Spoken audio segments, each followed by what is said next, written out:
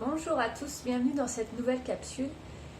Je voulais aborder avec vous un thème assez particulier qui, je pense, va parler à beaucoup d'entre vous par rapport à l'attitude, on va dire notre attitude toxique ou l'attitude toxique qu'on a pu recevoir, le mimétisme que l'on a fait étant petit. Les schémas, les croyances toxiques. Posez-vous la question, qu'est-ce qu'à votre avis vous reproduisez de manière inconsciente?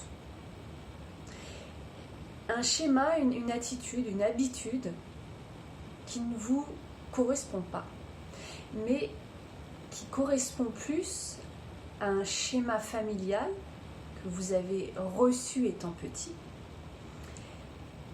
un conditionnement, et ça peut être sur des mots, des regards, c'est-à-dire une espèce de pièce de théâtre qui s'est créée sur des années et des années, à se répéter, et que l'enfant, donc en l'occurrence vous ou moi, que l'on ait pu voir ça comme ça fait partie de moi, c'est moi. C'est effectivement, c'est mon choix.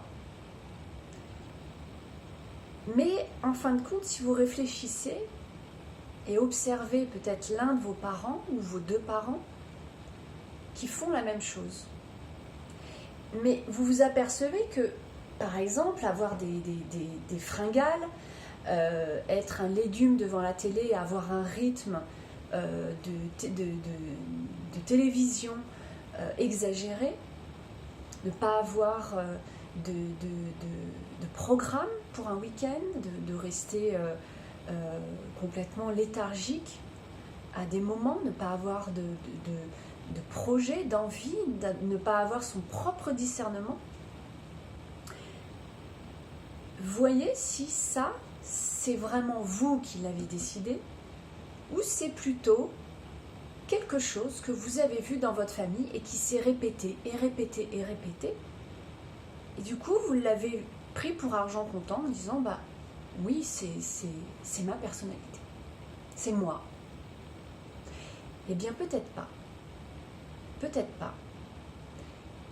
Essayez de voir, posez-vous un instant, et de dire, ah mais oui, c'est vrai que ça en fait, ça c'est ma mère ou mon père tout craché. Mais moi en fait, moi ça me pollue d'être comme ça. Moi ça me pollue par exemple de passer des heures devant la télé et puis peut-être qu'en fait il y a une petite voix qui vous dit, ah ouais mais la lecture ça serait peut-être mieux quand même. Ou de regarder un documentaire, quelque chose peut-être de visuel mais de réfléchi sur votre écran.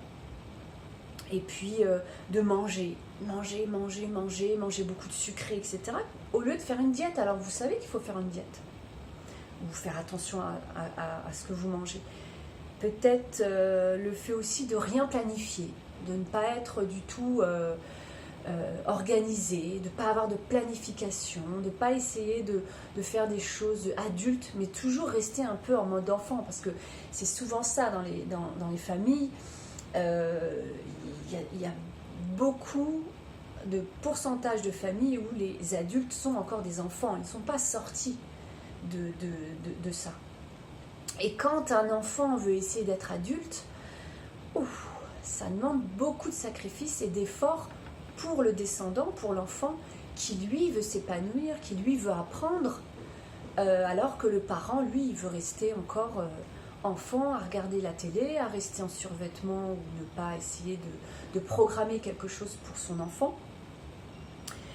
Il y a aussi le fait peut-être de ne pas vous aimer, mais ça ne peut pas faire partie de vous.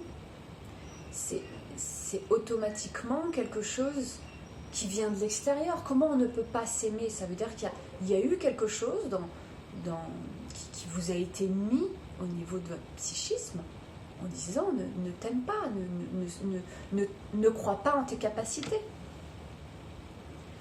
nous, on a tous envie de croire en soi, on a tous envie d'aller de l'avant. Donc peut-être que là, vous pourriez vous dire, bah ouais, mais je veux m'aimer tel que je suis. Alors, je vous invite à réfléchir à tout ça et à éventuellement voir, dans un premier temps, une première chose qui est toxique pour vous, dans votre évolution, dans votre réalisation, que ça soit professionnelle, sentimentale. Par exemple, un schéma qui peut se répéter, qu'un enfant, une petite fille a pu voir, c'est la mère qui dénigre constamment les hommes. La petite fille, elle ne va pas pouvoir s'identifier si en plus la relation avec son père n'est pas terrible. Ça va être compliqué de voir la jante masculine comme quelqu'un des gens bien. Parce qu'elle aura eu ça, donc du coup, elle va reproduire ce schéma à l'extérieur, automatiquement. S'il n'y a pas eu de suivi, s'il n'y a pas eu une très bonne relation avec le père.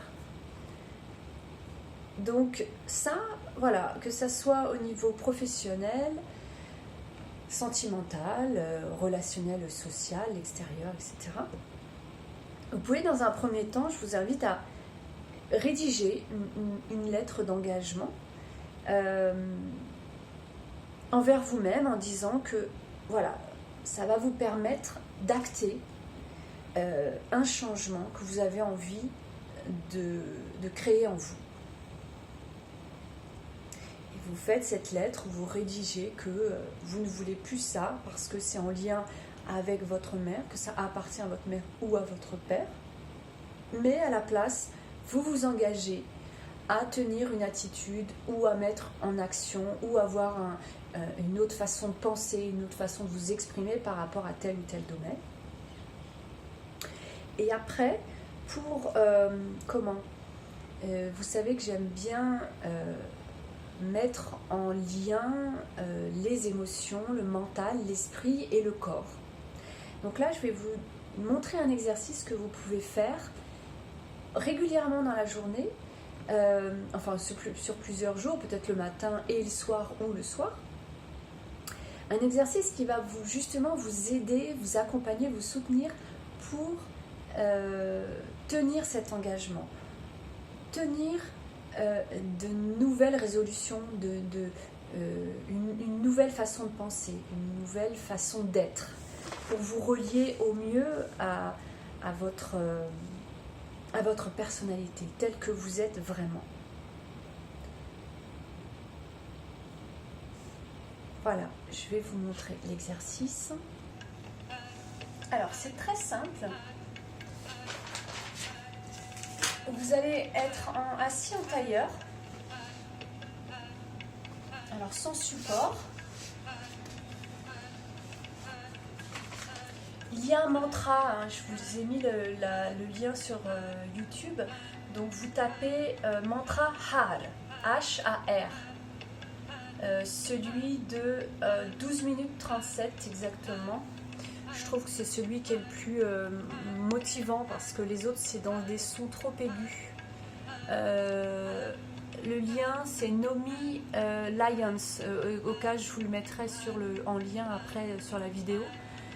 Nomi Lyons, Lyons. Donc vous êtes assis en tailleur, vous allez avoir la main gauche au niveau des surrénales, d'accord, à peu près au milieu du dos. Donc la main gauche dans le dos et la main droite tendue, le poignet plié.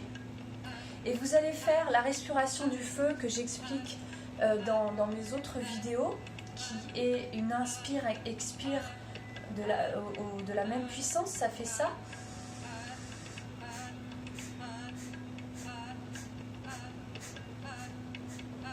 Voilà, vous allez faire ça, donc la main tendue devant, et vous maintenez le regard devant vous, vous maintenez un point. Cet exercice-là, ça va vous aider à garder un engagement envers vous-même.